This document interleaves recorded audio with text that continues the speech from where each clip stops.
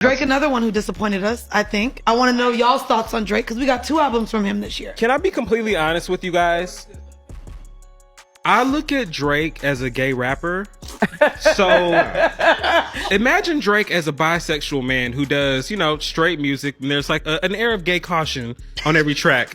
I feel like, honestly, Nevermind was him coming out a little bit more in his sauciness. Wait. An air of gay caution? Yes. Yeah, it's like, he's like, I know I'm making this for straight people, like, ooh, you know, gotta give the gays a little ooh, like, so there's always, what's the new record? The 21, Can You Do Something For Me? Like, I see shimmy to that song, and I'm like, ooh, it do sound like a little, I wanna like flip my ponytail back and forth. Like, what made you put hands on Drake? I did not put hands on Drake. Oh. And I do not want any problems with Drake. Drake is, right now, that's all I got. That's all I have to say. He's putting in his work. I didn't do nothing to Drake. Drake is my friend. So Drake might have just fired a warning shot at 50 Cent over the Diddy situation. After 50 started pushing those leaked Diddy affairs, Drake's name suddenly got pulled back into the conversation. Now folks are questioning if it was ever just about music or something more, allegedly. And now that things are cracking open, all them old Drake moments, the handshakes, the parties, the sudden fallout, stuff that used to look normal is suddenly looking real questionable. Y'all remember back in the early 2000s when Drake and Diddy were all cool, collaborating, vibing together, moving like industry allies. At the time, it looked like standard hip-hop business. 2 heavyweights crossing paths, studio sessions, mutual respect, nothing crazy. But now, with all these nasty freak-off allegations circling Diddy, where mentorship and industry favors allegedly came with strings attached, folks are looking back at everything through a different lens. The street's been loud about names like Usher, Meek Mill, YK Osiris, and even French Montana. And now, Drake's name getting dragged into the conversation. And if we're being honest, it ain't even shocking, because from the jump, the way Drake moved always had folks side-eyeing him. Not saying anything definitive, but the energy, the patterns, the breadcrumbs, they've been there for years. And one of the loudest voices that reignited this whole Drake conversation was Orlando Brown. Now, Orlando is controversial, no doubt. He's said a lot of wild things over the years. But here's the thing, sometimes even the loudest, messiest voices end up landing on uncomfortable truths. Orlando didn't just hint at Drake, he made direct claims, saying his relationship with Drake wasn't what fans thought. Even straight up claimed he made love to Drake. That motherfucker try to act like he didn't know you. You smashed Drake? No, I never smashed. Oh, you made love to Drake.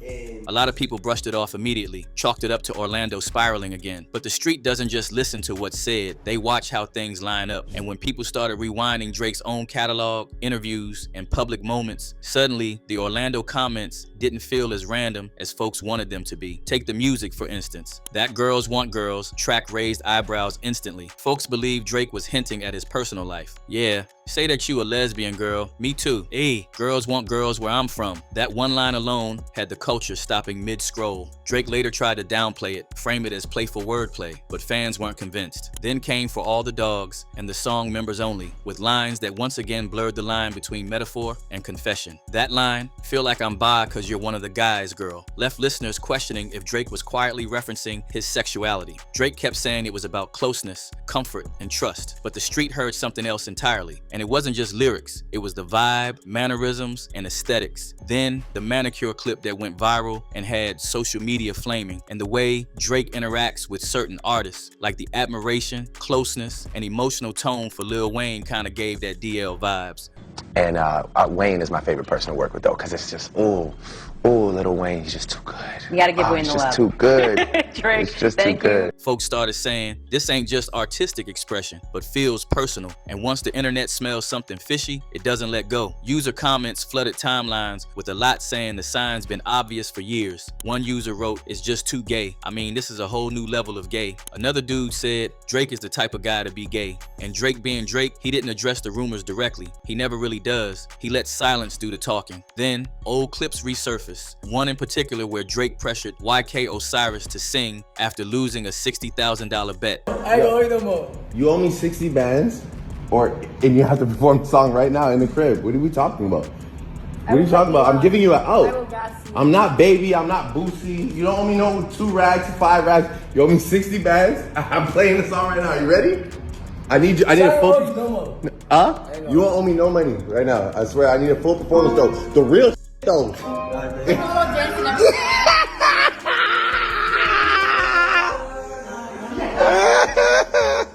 I'm serious. You just gotta be ready. Oh, again. At the time, people laughed it off, but rewatching it now, the body language hit different. It wasn't playful, but felt like dominance, like hierarchy being enforced. One user summed it up bluntly, saying Drake just pulled the biggest boss move they'd ever seen. Then, YK's baby mama dropped that post saying she caught him with a man, and suddenly, people started connecting dots they hadn't even noticed before, making fans wonder if the man could have been Drake. Now, here's where the Diddy connection comes back into play. Word on the street has been that Drake was present at some of those infamous Diddy parties, allegedly, not as a victim, but as someone in the mix. And for a while, Drake stayed close, real close, until he didn't. Some insiders say once Drake reached a certain level, once he didn't need them industry titans anymore, he started pulling back, creating distance, protecting his brand and image. And allegedly, that didn't sit right with Diddy. Because Diddy, according to multiple lawsuits and insider accounts, doesn't take rejection lightly. That's when the relationship reportedly soured, and the tension started brewing quietly behind the scenes. Now remember this, Drake didn't come up alone. He had a mentor, Jay-Z, which he admired and said inspired him. I remember when I was about like 17 years old. I was in a parking lot. I was watching Jay-Z do a show for an event at the time that was called Rock the Caravana. It was like the first time Jay-Z had ever really like come to the city and shown us love. And I was with one of my friends from school, and I was in the parking lot, and I'll never forget, we were watching. For me, that was really a moment that unlocked something in my mind. It made me realize that all this is possible, you know? So I wanna thank you. Now folks are circling back to that old track, Light Up. At the time, it sounded like standard OG wisdom, but in hindsight, those lines feel eerie. Jay wasn't just rapping, he was warning. Jay rapped, Drake, here's how they gonna come at you. In disguise, in the form of a favor, and even the Barzini meeting, watch for the traitors. That's not random, but a blueprint. Jay was telling Drake exactly how the industry traps get set. Friendly faces, avers with strings, meetings that look harmless, but come loaded with expectations. Fans now believe Jay was subtly warning Drake about powerful figures like Diddy, about how favors aren't free, about how saying no can flip alliances into enemies overnight. And if Drake listened, it might explain why he slowly distanced himself when things started feeling off. Then came 2014, the infamous beef. On the surface, it was about a beat, the 0 to 100 beat. Diddy claimed it was promised to him. Drake dropped it anyway. The song exploded. And according to multiple sources, Diddy was furious. That tension boiled over at DJ Khaled's birthday party in Miami. Word is, Diddy confronted Drake in the club. Things got physical. Slaps were allegedly thrown. And that moment marked the real fracture. Although there was no footage of this, based on people that I've spoken to close to the situation, Diddy really did punch Drake in the face. Oh, I got that call 4 o'clock in the morning. Right. I was laying in my bed and my phone kept ringing. I'm like, why my phone keep ringing at 4 o'clock in the morning? So I go to look at my phone, and it's my dude, like my dude. And he ain't no just random guy in the club. This is somebody that everybody knows. Right. He's like, boy, you wouldn't just believe what happened. I'm like, what? Diddy just slapped Drake. Knowing Puffy for so long and having dealings with him, what was the first thing you thought when you heard the story about him allegedly punching Drake? He said, "Fuck it," and clicked him. I actually thought Drake must have said something wrong to him or something, or did something, or tried to play him, or something must have happened. I actually really didn't, I kind of just laughed. It's funny. But some insiders say it didn't stop there. Whispers was, this was more than just music beef, but about power, ego, control, and industry politics. Even 50 Cent was loud about it. Puff can't hear a hit? That's kind of crazy. He still hear things from back then, that time. Oh, got you now. Right. Okay. Got you saying. He can't buy the record. You play it for him right now, and it's hot.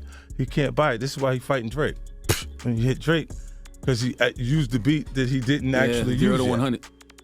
Right, you see what I'm saying? So if he heard it and then he heard Drake use it, but it wasn't a hit yet until Drake put the lines on it. And he's upset about that because he can't hear it, but he felt like he took something from him. There were also whispers in LA about a bag being put out, about Drake being lined up, about people being approached to take him out, allegedly. Well, you talked about how you found out that they're trying to set up Drake in LA at one point. What exactly was that about? That was about like him and Diddy were beefing, right? They had a little beef over something in Miami outside of Liv. I think Diddy allegedly assaulted him or something. I think it was over the Start from the Bottom beat, where I guess it's supposed to go to Diddy and Drake took it and something silly like that. Yeah, I mean, when I think about Started from the Bottom, I don't know what Diddy would have did with that beat. I know. It's like a Drake beat.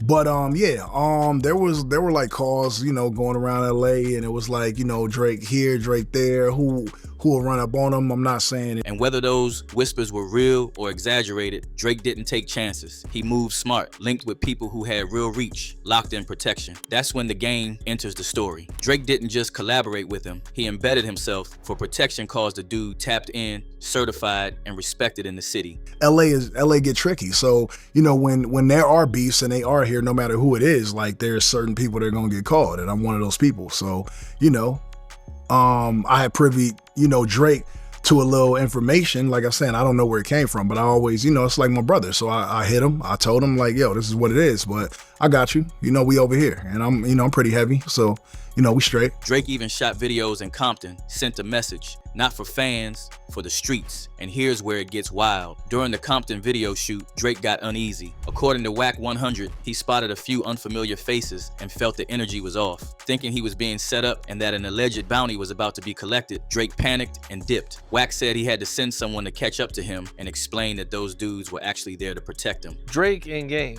do a song. What about it? And Drake comes to Compton to shoot the video. 100. He shot it on Brazil and Wimbledon. What all happened during that video? What was that? He pulled up, Drake gave us love, stunned and cleared it for me, didn't charge me. Drake didn't charge for the verse. Drake actually brought his film crew to film it for us. That's what he wanted to do. We was on the famous Brazil and Wimbledon shooting it, in the canal. We had to move blocks. And when we move blocks, we send the little homies to do what they need to do. Drake kind of seen some activity and, shit. He did what a motherfucker you're supposed to do. He got out of there. So we sent somebody to get him. Bro, it's cool. That ain't for you. That's for us. Because, we seen shit going on. But, we moving blocks. We're not just going to hit the block without the block being right. So we had to make sure the homies, went and cleared the block. He came back and we finished the video. Eventually, by 2015, public narratives shifted. French Montana claimed he helped squash the beef. Diddy went on radio denying everything, calling Drake a friend. But the energy never fully recovered. Industry cool on the surface, ice cold underneath. Like, what made you put hands on Drake? I did not put hands on Drake. Oh. And I do not want any problems with Drake.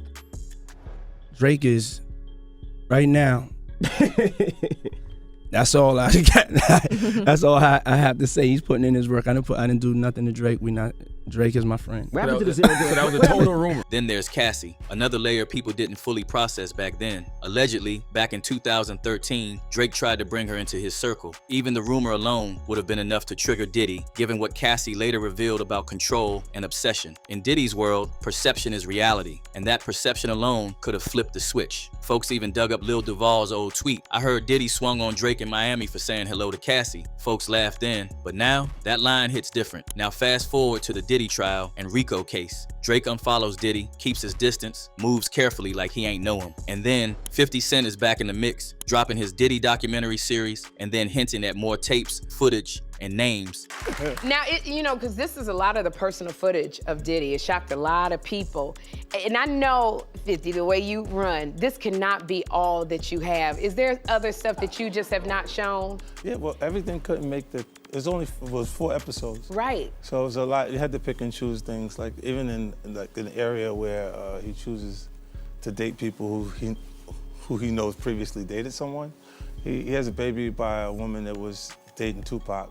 Wow. to add to it, but we had to cut it down so we could. For time. And suddenly, people are asking the uncomfortable question. If those freak-off tapes exist, if names like Meek, Usher, French, and YK are already circling, if Drake was ever in that environment, could he be on footage too, maybe bending over or doing something wild? That's the question the street won't stop asking, because when dots start connecting this tightly, silence doesn't calm speculation, it feeds it. And with part 2 of 50's series looming, folks aren't just watching Diddy anymore, they're watching everyone who ever moved close to him, including Drake. So what do you think? Was Drake just another artist navigating a dangerous industry, or was he closer to that world than fans want to admit? And if more tapes really surface, whose name do you think is next? Drop your thoughts in the comments. And if you're riding with unfiltered heat, don't just scroll, lock in, tap like, subscribe, and keep it rolling with the next jaw dropper loading up now.